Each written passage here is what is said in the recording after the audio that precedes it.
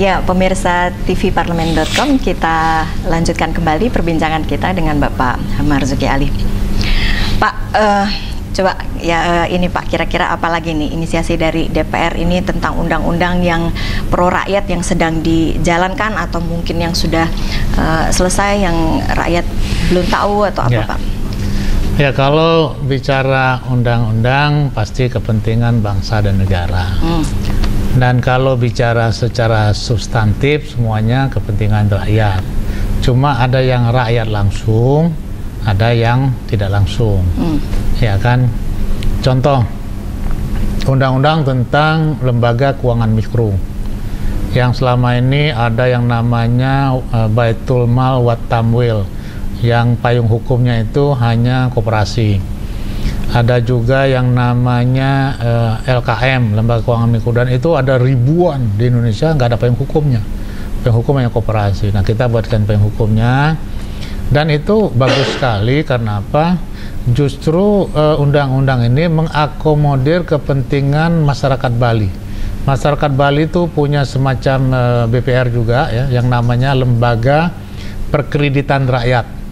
Jadi lembaga perkreditan rakyat ini saya pernah ketemu dengan masyarakat Bali, itu kantornya seperti bank juga, luar biasa, dan diakomodir dalam undang-undangnya.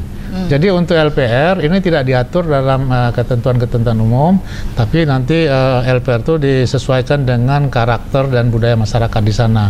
Nah, itu bagus sekali. Itu salah satu. Nah, yang kedua, yang sangat artinya kalau saya bilang ini menyangkut seluruh rakyat Indonesia, sistem jaminan sosial nasional. Ya, tahun lalu itu kami berhasil mengesahkan yang nama Badan Penyelenggara Jaminan BPJS, Badan Penyelenggara Jaminan Sosial. Itu luar biasa dramatisirnya, ya, penyelesaiannya, karena itu 2 kali pimpinan DPR berkonsultasi dengan Presiden. Dan untuk mengesahkan itu pun saya terpaksa telepon Ibu Mega pagi-pagi supaya PDIP mendukung, ya. Dan luar biasa Ibu Mega, ya, akhirnya menugaskan Pramono. Kami berdua mengawal hari itu, karena hari itu kalau tidak disahkan maka BPJS itu tidak akan disahkan lagi selama masa periode DPR ini. Jadi kami kawal jam 3 pagi BPJS itu disahkan. Nah, BPJS ini menyelenggarakan pertama jaminan kesehatan, yang kedua tunjangan kematian nanti, yang ketiga tunjangan kecelakaan, artinya santunan kalau terjadi kecelakaan, yang keempat pensiun, yang kelima tunjangan hari tua. Jadi ada 5 program di dalam Badan Penyelenggara Jaminan Sosial Nasional BPJS ini. Yang induknya itu adalah Sistem Jaminan Sosial SJSN, ya, Sistem Jaminan Sosial Nasional.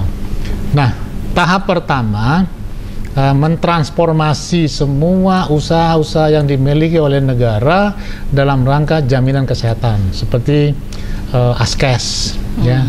Nanti ada berikutnya ada beberapa, ya, yang akan mentranspor dirinya masuk ke dalam BPJS. Jadi mulai Januari 2014 ini sudah berjalan. Masyarakat Indonesia nanti dimanapun dia berada, tidak seperti sekarang. Kalau punya kartu Jakarta Sehat, dia tidak bisa berobat di Bandung. Sakitnya cuma di Jakarta. Jadi kalau dia sedang di Bandung nggak bisa berobat, pegang KJS itu. Nah, dengan BPJS bisa berlaku di seluruh Indonesia. Sedang ke Papua sakit, bawa kartu langsung berobat. Ada yang namanya Undang-Undang Bantuan Hukum. Masyarakat kita sering dirugikan. Nah, nanti kita punya lembaga-lembaga bantuan hukum sampai desa. Itu gratis bagi orang yang tidak punya uang, bagi rakyat yang memang kita bodoh, yang seringkali dibodoh-bodohi oleh investor masuk, ya, beli tanah dia dan sebagainya. Ini ada bantuan hukumnya dan tidak bayar, dan diberikan pencerahan masalah hukum. Jadi mereka akhirnya melek hukum. Tidak ada rakyat Indonesia nantinya yang tidak paham tentang hukum. Dan itu dibiayai negara. Ya, bisa kerja sama dengan universitas nanti dan sebagainya. Nah, ada juga yang sedang dibahas menyangkut 35 juta petani di Indonesia. itu rancangan undang-undang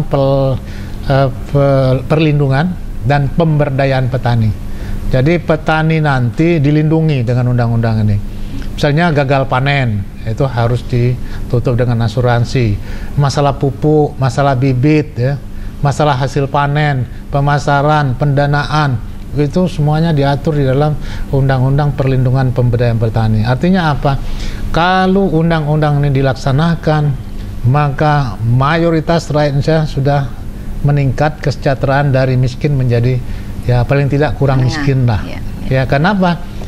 Banyak petani kita yang miskin. Ini persoalan ya. Nah, yang sekarang juga yang sedang dibahas tabungan perumahan rakyat. Ini dimaksudkan adalah untuk masyarakat yang penghasilan rendah, belum mempunyai rumah, atau mempunyai rumah yang tidak layak. Nah, jadi sistemnya sama gotong royong. Bagi masyarakat yang penghasilan tinggi tetap bayar, tetap nabung. Bagi kita yang sudah punya rumah, tetap nabung. Tetap semuanya nabung. Nah, ini akan digunakan untuk masyarakat yang penghasilan rendah, yang tidak mampu, yang rumah yang tidak layak dan belum punya rumah. Itu hanya untuk pembelian rumah pertama. Kalau kedua nggak boleh lagi. Nanti dia istrinya kan 2, nggak boleh itu. Makanya hanya 1 saja dijamin oleh undang-undang ini. Jadi banyak sebetulnya ya. Nanti tentang nelayan. Jadi banyak sekali undang-undang yang disiapkan DPR yang rakyat harus tahu bahwa DPR ini bekerja. Bahwa ada yang bolos, komisi itu kan ada 50-an. Yang bolos tuh anggaplah separuh. Separuhnya masih kerja dan masih ada produknya. Jadi bahwa ada yang bolos, rata-rata kita hadir 60%, itu udah cukup lah untuk menyelesaikan rancangan undang-undang, untuk melaksanakan hak budgetnya, untuk melaksanakan pengawasan dan sebagainya. Semuanya dilakukan dengan baik. Jadi banyak produk-produk ya yang sekarang ini dihasilkan DPR sekarang yang betul-betul berpihak pada rakyat. Nah, mudah-mudahan ya, tolong doanya juga. Ya, ini saya ngawal terus ya, ngawal. Nanti ada juga undang-undang tentang desa. Desa ini luar biasa karena desa ini nggak dibangun-bangun. Banyak sekali desa itu korban daripada pemilu kada. Nah, jadi karena desanya tidak mendukung, nggak dibangun. Nah, nanti dengan undang-undang desa bahwa distribusi ya pembangunan itu sampai ke desa. Nah, ini yang sedang kita siapkan juga. Jadi artinya apa? DPR ini betul-betul mikirin rakyat. Oke deh Pak, coba nanti kita bahas kembali setelah jeda yang berikut ini.